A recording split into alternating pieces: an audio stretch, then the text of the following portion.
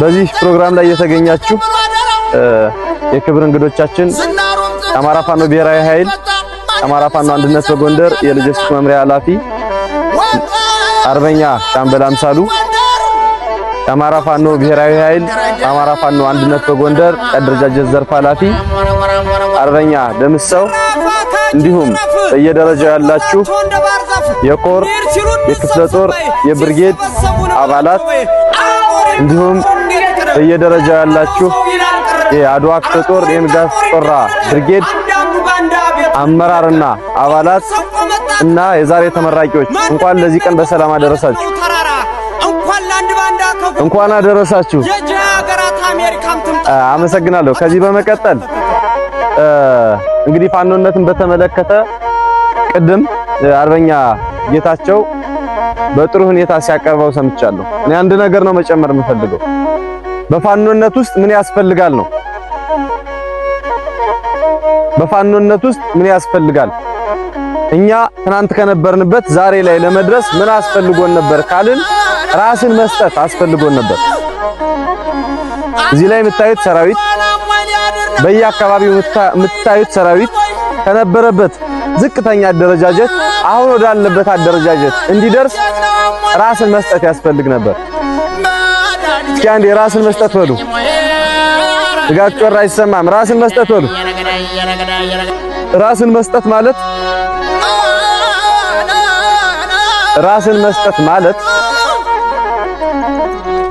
ጥቅምን፣ ምቾትን፣ ፍላጎትን መካድና መተው ማለት ነው። ለምን ሲባል ለወጣንለት ዓላማ ልናሳካው ላሰብነው ዓላማ ፍጻሜና ግብ መዳረስ ስንል ራሳችን መስጠት ያስፈልጋል። ፍላጎቶቻችን መተው ያስፈልጋል። ገንዘብ ፍላጎት ይሆናል፣ ምቾት ፍላጎት ይሆናል፣ ስልጣን ፍላጎት ይሆናል፣ ሌላም በርካታ የሰው ልጅ ፍላጎት አለው። አርበኛ ማለት ፍላጎቱን ገጥቶ ራሱን ለትግል ሰጥቶ እስከ መስቀሉ ጫፍ የሚደርስ ማለት ነው።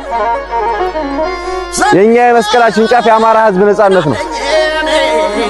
የኛ የመስቀላችን ጫፍ ያለብን የተደቀነብን የህልውና ስጋት መቀረፍ ማለት ነው።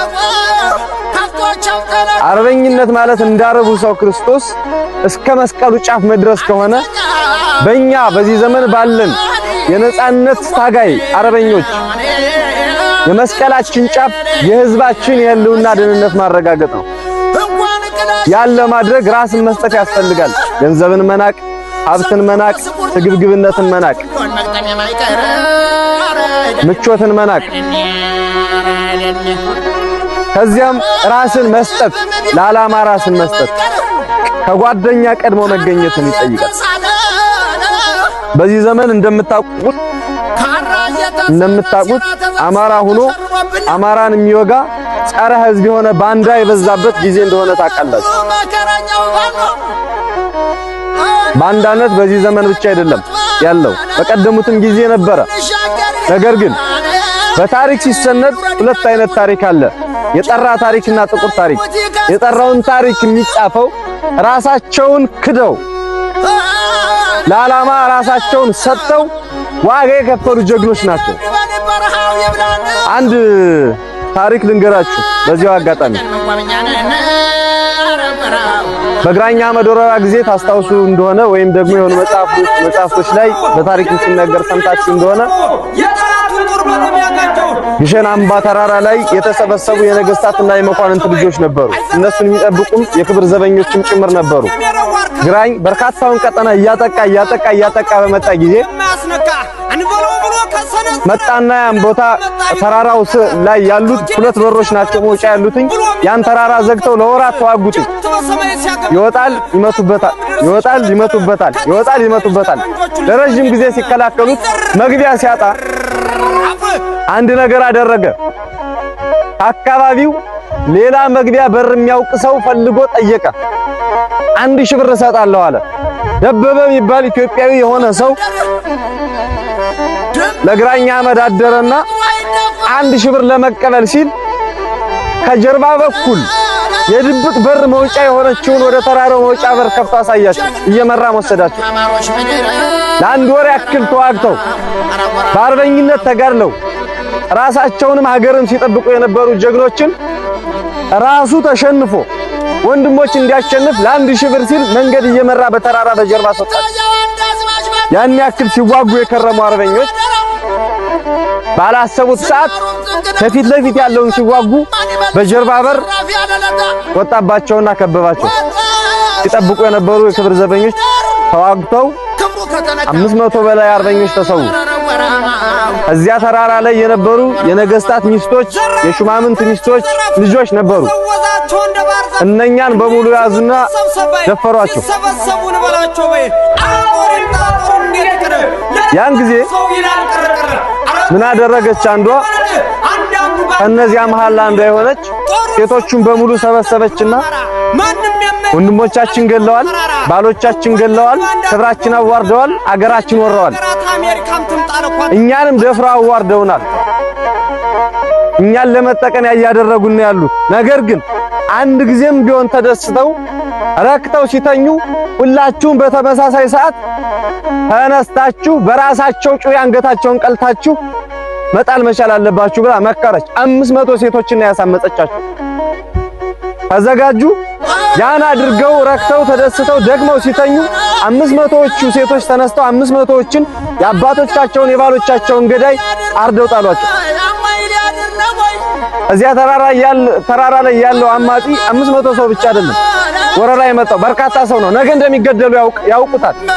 ነገር ግን እነሱንም የደፈሩ ያዋረዷቸውን የአባቶቻቸውና የባሎቻቸውንም ገዳይ ማስወገድ ነበረባቸው። ተበቀሏቸው። ያን አደረጉ። በነገተው ሲታይ እነኝህን ሴቶች ለወሲብ ጥማት ሲጠቀም የነበረ የግራኝ አህመድ ሰራዊት አመራር የነበረ ነው። የሹማምንት ልጆች ሲደፍር የነበረ ሁሉም ሙቶ ተገኘ። እነዚህን ሴቶች አሰባሰቡና ረሸኗቸው። አሁን አንድ ጥያቄ ነው የምጠይቃችሁ።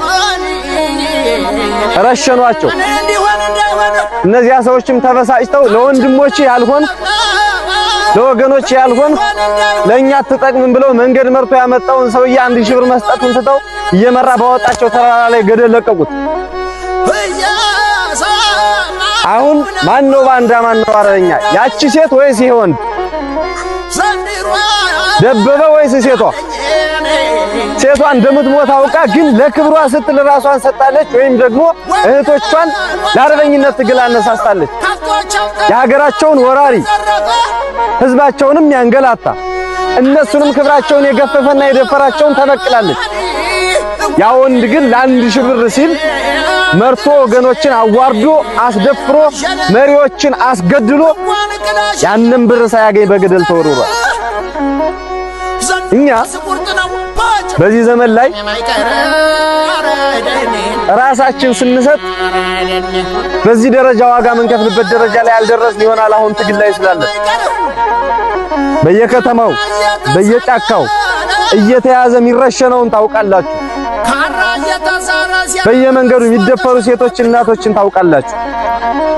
የነሱን ደም ለመበቀል ይሄን ስርዓት እስከ መጨረሻው ለመገርሰስ ግን ልክ እንደነዛ ሴቶች ራስን እንደሚሞቱ እያወቁ ጠላትን ወደ ማጥፋት መገስገስ ያስፈልጋል። ዋጋ ለመክፈል መዘጋጀት ያስፈልጋል። አርበኝነት ማለት ይሄ ነው።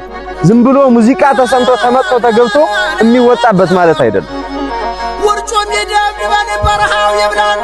ጥፋት የታወጀበት እልቂት የታወጀበት በየቦታው የሚፈናቀል እንዲኖር የማይፈቀድለት ከራሱ ሀገር በአባቱ ርስት የተገነባች የቆመች ምድር ላይ እንደ ስደተኛ ናወጣ እየተባለ የሚባረርበት ሀገር ላይ ያለ ህዝብ አለን።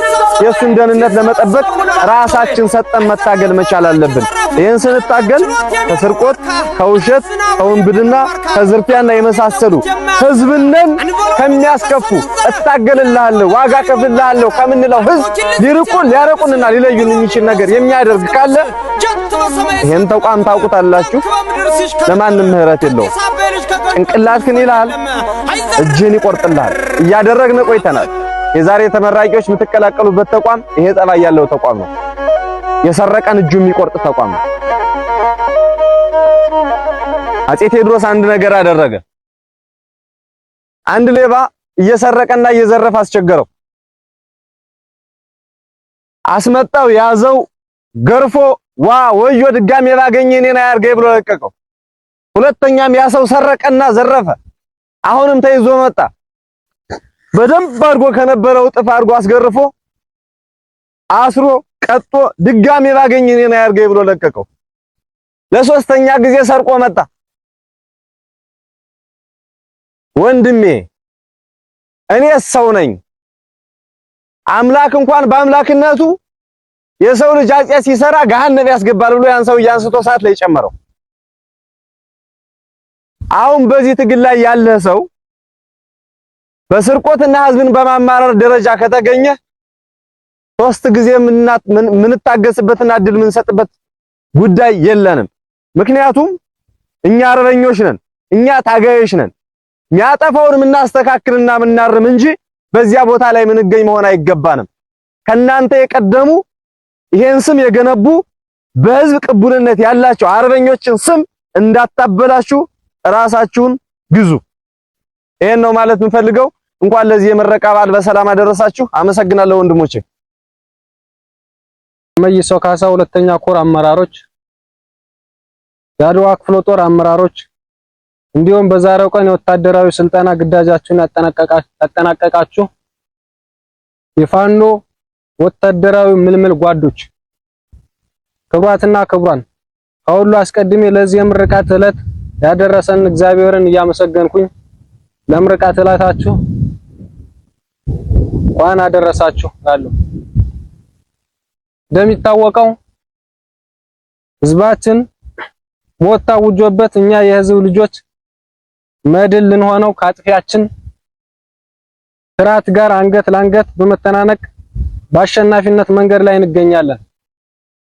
በጥቂት አደረጃጀት በጥቂት መሳሪያ ዱላና ደንጋይ የተጀመረው የህልውና ትግላችን ወደ ግዙፉ መንግስት የመሆን አደረጃጀት ተሻግሯል። አድዋ ክፍለ ጦር ብቻ እንኳን የዛሬውን ጨምሮ ተከታታይ ዙር በርካታ ወጣቶችን በማሰልጠን ከፍተኛ ቁጥር ያለው ሰራዊት የህልውና ትግሉ ግዳጅ ላይ ይገኛል። የተከበራችሁ ተመራቂዎች፣ ክቡራትና ክቡራን፣ የተቀላቀላችሁት ቅዱስን የፋኖ ዓላማ ነው። የተቀላቀላችሁት ህዝባችን ከፍጹም ጥፋት የሚድንበት ሐቀኛ መንገድ ነው። እናንተ የተቀላቀላችሁት የአማራውን ነጻነት ፍትህና እኩልነት ከማስፈን ህልውናን እስከማረጋገጥ የተሻገረ ተልእኮን ልትከውኑ መሆኑ ሲታሰብ እድለኞች መሆናችሁ ያሳያል። ትግል መራብ፣ መጣመት፣ መቁሰል፣ መሰዋት ያለበት መራራ ጉዞ እንደሆነ ታውቃላችሁ። ጸንቶ መቆም፣ መታገል ደግሞ በሚያስደስት ድል ያበቃል። ስለሆነም በቁርጠኝነት ጸንቶ በመቆም በሚገኘው ድል በምትሄዱባቸው አደረጃጀቶች ሁሉ የሚሰጡ ወታደራዊ ግዳጆቻችሁንና ትዕዛዞቻችሁን አክብራችሁ የወጣንለትን የህልውና ትግል ዓላማ እንድናሳካ ጥሬን እያቀረብኩ በድጋሚ እንኳን አደረሳችሁ፣ እንኳን ተመረቃችሁ፣ እንኳን ደስ አላችሁ ማለት ፈልጋለሁ። ህልውናችን በተባበረ ክንዳችን፣ ድል ለህልውና ትግላችን፣ ክቡር ለተሰዉ የትግል ሰማዕታት። አመሰግናለሁ።